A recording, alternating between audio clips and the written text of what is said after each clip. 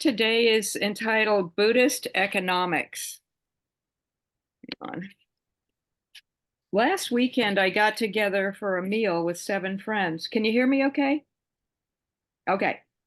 We are a group that met online at the beginning of the pandemic for discussions about our practice as Quakers. Age-wise, we're diverse: 30s, 40s, 50s, 70s, and 80s. The younger ones are working, the rest of us retired. Over a potluck lunch, we talked for 4 hours. We covered wide-ranging topics that impact our lives: child rearing, work, travel, politics, health, movies, etc. One topic that affected all of us is the houseless population in Portland and the terrible number of people who die from fentanyl overdose. Daily, we encounter the dukkha of people living without stable shelter, nutrition, and medical care. Hang on, I lost my and the dukkha of the helplessness we feel in not being able to alleviate the suffering. The network of care for people is frayed, not well coordinated. You want to get off drugs. You go to a detox facility for 30 days. Then, when you are discharged, there's no housing for you, so you're back on the streets. Why, we asked. What are the overarching conditions that create this suffering? Capitalism, a young friend said. It's capitalism. I've heard this many times over the years, and more intensively since the Occupy Wall Street movement. Capitalism is so globally all-invasive, how could I even imagine another system? I guess I'm not very imaginative because there is another way, the way of Buddhist economics. And of course, there's also socialism, communism, etc. A shallow dive into Google yielded some uplifting information. And from now, I'm quoting from some websites that I found.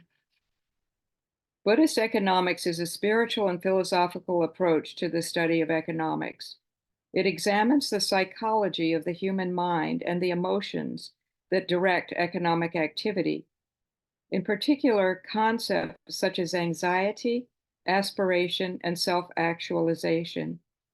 In the view of its proponents, Buddhist economics aims to clear the confusion about what is harmful and what is beneficial in the range of human activities involving the production and consumption of goods and services. Its ultimate aim is to try to make human beings ethically mature. Its most fundamental feature is seeing the interdependency of all beings. There's a professor at UC Berkeley, Claire Brown, who teaches economics in a Buddhist framework. And that framework is the value of economic performance is based on how well the economy delivers a high quality of life to everyone while it protects the environment.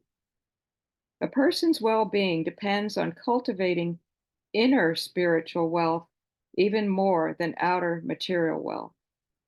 When people understand what really constitutes desire, they realize that all the wealth in the world cannot satisfy it.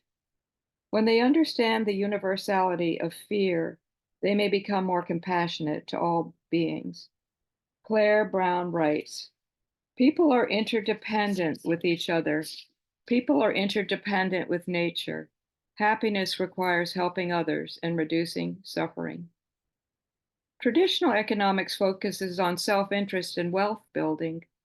The Buddhist view challenges this by changing the Western concept of self to the concept of anatta, that there is not one discrete and monolithic self. We are a process of ever-changing conditions and relationships with other beings.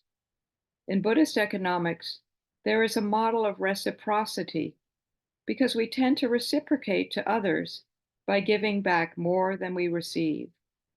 Traditional economics aims to maximize profit, often at a cost to others.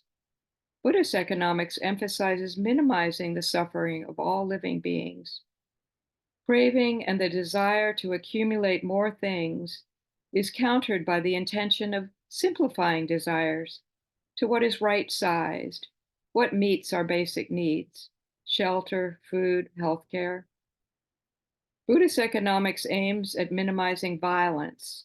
It promotes sustainability and the conservation of resources for multiple generations of beings, rather than focusing on quarterly profit goals. Community-supported agriculture is an example of economics in a Buddhist framework, even if not explicitly Buddhist. Cooperatives and collectives, if run ethically, are examples as well. There is a company in the Portland area you may have heard of, Bob's Red Mill. It produces all kinds of grains, flour, cereals, and other healthy foodstuffs that are sold nationally and internationally. Bob and his wife Charlie started it as a local company in 1978. It grew and grew. Bob died recently at the age of 94. 14 years ago, Bob transferred ownership of the company to his employees. Here's a quote from his obituary. Bob did everything in his power to leave us on a strong path forward.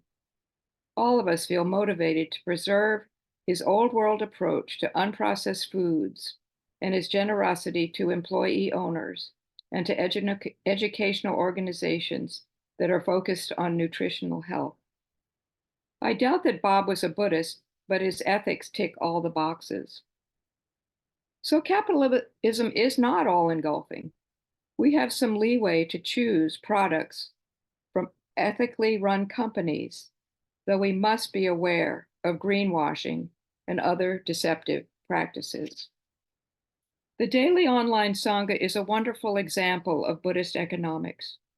We support each other with the spiritual capital of presence, attention, and care. We support our teachers and tech helpers with respect, gratitude, and financial donations.